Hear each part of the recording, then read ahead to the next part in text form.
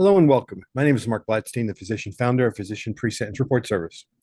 Today I'm going to go through, you've been found guilty. What's the most important thing that you have to do? And there's one critical thing. You may not want to think about it. You may be overly depressed. You may be angry. But what you do immediately next is going to impact and change your future for the better or for the worse. And that is beginning to understand that there's a pre-sentence interview upcoming. And it's going to take several months for you to put together all of that information. Some judges at your either conviction at trial or at your plea will give you 3 weeks. It's just not enough time.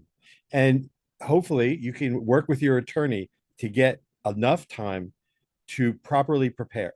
And what does that mean of gathering all that information? Because that meeting with your pre-sentence, the probation officer who conducts the pre-sentence interview, they're going to write from the information they get from the interview, they're going to fill out their pre-sentence investigation report worksheet. That's going to then become your pre-sentence report. If you do nothing, then the judge has no other options other than to sentence you based on the information in your indictment, which you probably sound like America's most wanted. It's not very flattering, and the pre-sentence report. So why is this so critical, and why is this time, the amount that you'll have, so important? I am going to, and so this is just a brief overview. First, the court is going, and attorneys know this, they're going to want information from you. And if you don't have enough time, and I spoke with a potential client yesterday who has like 3 weeks, well, just think about how long it's going to take you to, and I marked in red here, identify, find your social security card, your birth certificate. That may not be that easy. A passport, if you have one, you have a driver's license, an ID card. Then, if you're divorced, you need that, the copy of that. If you're married, you need the marriage certificate. You want that. You would need to find your school diplomas, the highest. If you don't, if you're a rocket scientist and you've got your PhD in rocket science, but you don't provide any diplomas, they're going to put you in a place where you have to get your GED. That's crazy. Your birth certificate. If there's a draft card, car registration papers, is it in your name or is it in someone else's name, your wife or significant other? If that's the case, will they be able to also provide you with the insurance information as well as a letter allowing you to drive the car once you're released? Employment verification stubs. You're going to want at least 3 years of your tax returns. Do you have them handy? If there's immigration papers or a passport, if you have your green card, whatever is required, there's probably very important because at this point in our country's history, they're looking to deport everybody. If you're on any sort of military disability, if there's naturalization papers, you need to find them. Proof of residence. You're going to need either rent receipts, if you have a mortgage on your property, etc. Professional papers, social security card, driver's license, any certifications that you have, other licenses that you may have. And then understanding if you have restitution, you're going to have to need to understand the financial responsibility program. And if you have vaccines that you've been taking, you want to have proof of those vaccines if that's important to you. So this is just the bare basic of getting all that information together. You're going to be able to do it in 5 days. I don't know that people can get all of this information organized and accurate in a month or 2 months, let alone 5 days. But now we're going to go into another part, and that is advocating for yourself. How can you influence the probation officer that you're not Jimmy Hoffa or part of America's most wanted or a flight risk or just someone who is a lying, individual, and a scammer? This requires putting together, drafting what I have here is a narrative, which is it's your brand. It's who you are. Right now, your narrative, the Justice Department of Justice has written yours for you. It's in the form of your indictment and your charges. But we all have backstories. Nobody wakes out of bed one morning deciding to break the law. And so there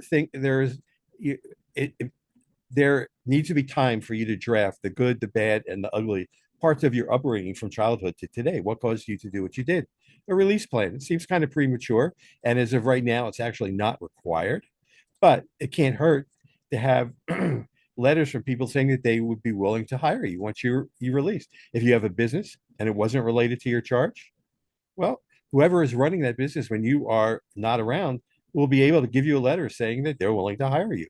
Seems kind of nutty, but it will help because you'll be allowed to work in that business as long as it had nothing to do with your charge. Character letters. People are busy.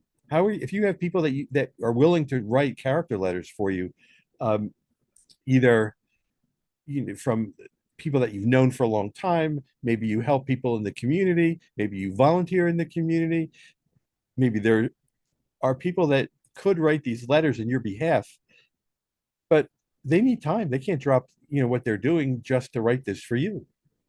If you have medical issues, here's where it gets much longer because it needs all, if in fact you have a medical file. I'll start with medications. At bare minimum, you and your attorney or someone like myself, feel free to give me a call. I mean, this is what I do. I've had 30 years in patient care, and I've transitioned over working with those who would like to mitigate or just reduce their sentence if that's possible. But not you need to understand initially, are the medications you're taking available in the Federal Bureau of Prisons? Because if they're not available, that requires that requires to be part of the pre-sentence interview, getting your doctor involved, but it's not going to keep you from going to prison. That's not going to happen. If you have prosthetics, wear eyeglasses that are not medical devices like CPAPs, you need to get your medical records. Doctors aren't going to stop what you're doing. It can take you a month or so to get through medical records. If you've had surgeries in the surgery center or the hospital, blood tests, lab tests, copies of x-rays, MRI, CAT scans, ultrasound, PET scans, EEG, EKG, all of those, they're not going to be able to get them right away. Some doctors may just be too busy or may be away for a month. And so this is very important because if in fact, let me change that. Regarding medications, a simple example here is there's a gentleman in California. He was on hydrochlorothiazide for high blood pressure. It's a water pill, very cheap. The BR prison has it. It's a no-brainer as far as what patients take. It's been around a long time. But the intake nurse, where he went, decided to reduce his doses. Then he was having medical problems, so they changed the medication to a completely different type of medication, to lisinopril, which is different, works differently than hydrochlorothiazide. And so on that note, he wound up getting transient ischemic attacks or mini strokes, going to emergency rooms. Eventually, because his record was complete and comprehensive and complete before his pre-sentence report, his judge went nuts. He was angry with the Bureau of Prisons, and so it should be, because he said that this guy had to be released for medical reasons. And when he gives a sentence out to an individual, it's for them to go to prison, do their time. It's not for them that it's not supposed to be a death sentence. They should be able to go home.